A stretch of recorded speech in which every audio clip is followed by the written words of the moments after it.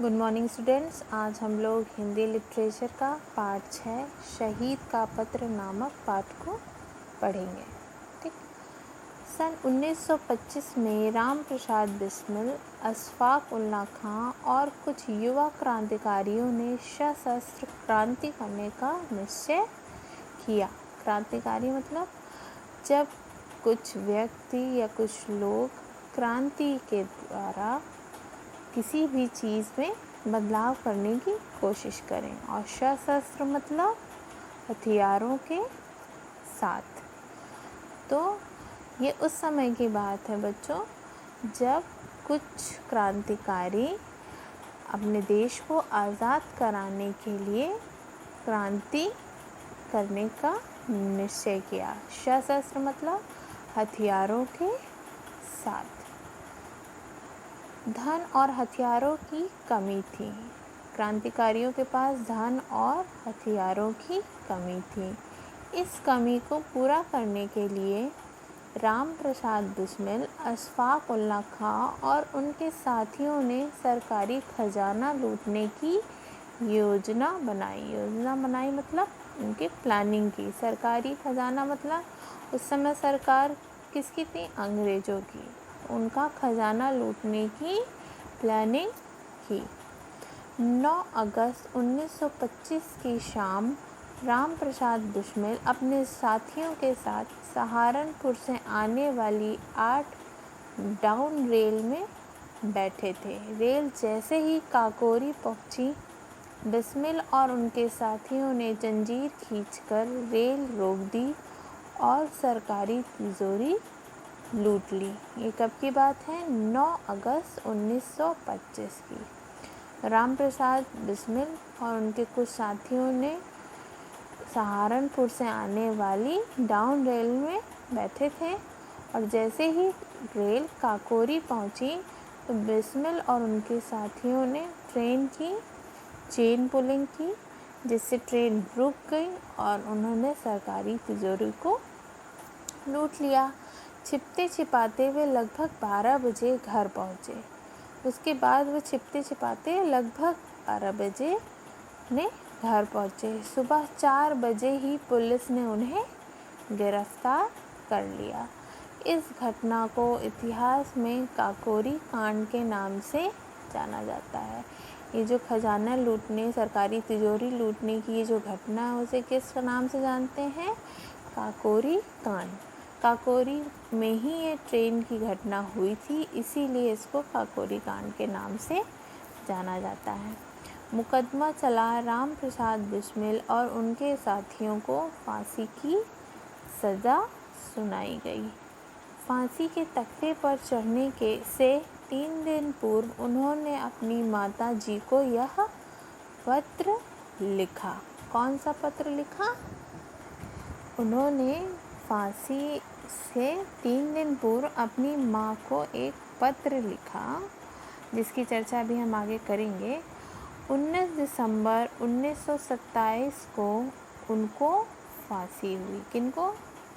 राम प्रसाद बिस्मिल जी और उनके साथियों को। जैसे ही उनके कदम फांसी के तख्ते की ओर बढ़े, वैसे ही भारत माता की जय और वंदे मातरम के नारे आकाश छूने लगे। नारे आकाश छूने लगे मतलब इतनी तेज़ और इतने अच्छे से वो नारे लगने लगे कि जैसे लगे कि ज़मीन से आसमान तक सिर्फ यही एक नारे ही लग रहे हैं। जैसे भारत माता की जय और वंदे मातरम के नारे आकाश छूने लगे। वे हंसते हंसते फांसी पर चढ़ गए। राम प्रसाद बिस्मिल तो नहीं रहे, पर उनके गीत आज भी गूंज रहे हैं। बच्चों, राम प्रसाद बिस्मिल एक बहुत ही अच्छे कवि, लेखक और शायर भी थे। उन्होंने बहुत सी रचनाएं लिखी, जिसमें से एक बहुत प्रसिद्ध है, जिसको आपने भी सुना होगा। सरफरोशी की तमन्ना अब हमारे दिल में है, देखना है ज़ोर कितना बाजुए कातिल में है। इसका मतलब अब हमारे अंदर मर मिटने की इच्छा। सरफरोशी मतलब मर मिटने की तमन्ना मतलब इच्छा अब हमारे दिल में है, देखना है ज़ोर कितना बाजुए कातिल में है। अब हमें ये देखना है कि हमको मार डालने वालों के बाजुओं में कितना ज़ोर है। ठीक है। उसके बाद जो उन्होंने अपनी फांसी से पहले अपनी माताजी को पत्र लिखा था, वह पत्र कुछ इस प्रकार है। ठीक। 16 दिसंबर 1927 फैज़ाबाद जेल में राम प्रसाद बिस्मिल जी बंद थे। पूज्य माता जी, सादर चरण वंदना। इस संसार में मेरी किसी भी भोग विलास तथा सुख की इच्छा नहीं है। भोग विलास मतलब सुख और आराम की कोई भी इच्छा नहीं है। केवल एक इच्छा है, वह यह कि एक बार श्रद्धापूर्वक तुम्हारे चरणों की सेवा करके अपने जीवन को सफल बना लेता।